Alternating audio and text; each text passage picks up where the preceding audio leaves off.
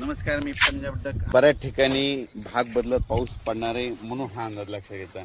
म्हणजे विखुरलेल्या स्वरूपात सांगायचं झालं तर परभणी जिल्हा, लातूर जिल्हा, बीड जिल्हा, धाराशिव, त्याच्यानंतर नगर जिल्हा, त्याच्यानंतर जालना जिल्हा, संभाजीनगर, सोलापूर जिल्ह्यात आज बऱ्याच ठिकाणी विखुरलेल्या स्वरूपाचा पाऊस पडणार आहे म्हणून हा अंदाज लक्षात घ्यायचा. म्हणजे सर्व दूर पडणार नाही, पण बऱ्याच ठिकाणी असं जीवदान ठरणारा पाऊस येणार आहे म्हणून हा अंदाज लक्षात घ्यायचा.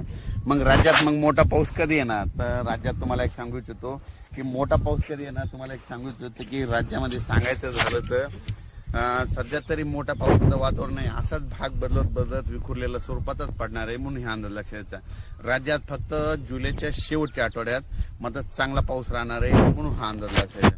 म्हणजे सांगायचं तर जुलैच्या शेवटच्या आठवड्यात म्हणजे हा पाऊस राहणार आहे. शेवटच्या आठवड्यात चांगला पाऊस, मग ते वाहनी वडे नाले वाहणारा पाऊस जुलैच्या शेवटच्या आठवड्यात पाऊस येणार आहे म्हणून हा अंदाज लक्षात घ्यायचा.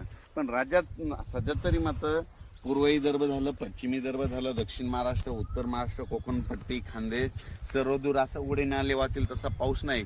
फक्त आज मात्र 14 आणि 15 जुलैच्या दरम्यान मात्र दुपारी 3च्या नंतर बऱ्याच ठिकाणी पाऊस पडायला दिसेल. भाग बदलत पर्सनल काहीला सोडून देईल, कुठं पडेल कुठं नाही म्हणून हे लक्षात येतं.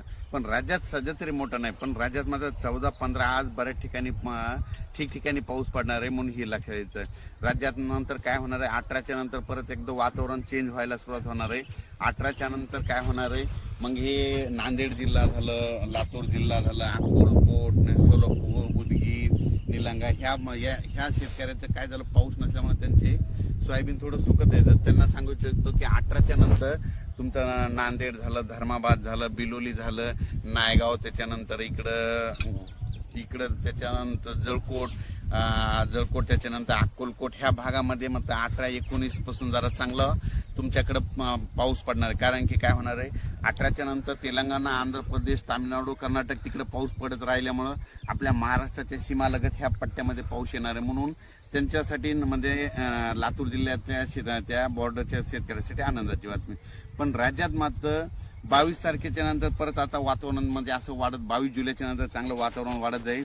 मात्र 27, 28, 29 जुलैला मात्र काय होईल, म्हणजे राज्यात सर्व दूर मोठा पाऊस येणार आहे म्हणून हे अंदाज लागतं. म्हणजे सांगायचं झालं तर 25 जुलैच्या नंतर जुलैच्या शेवटच्या आठवड्यात चांगला मोठा पाऊस येणार आहे म्हणून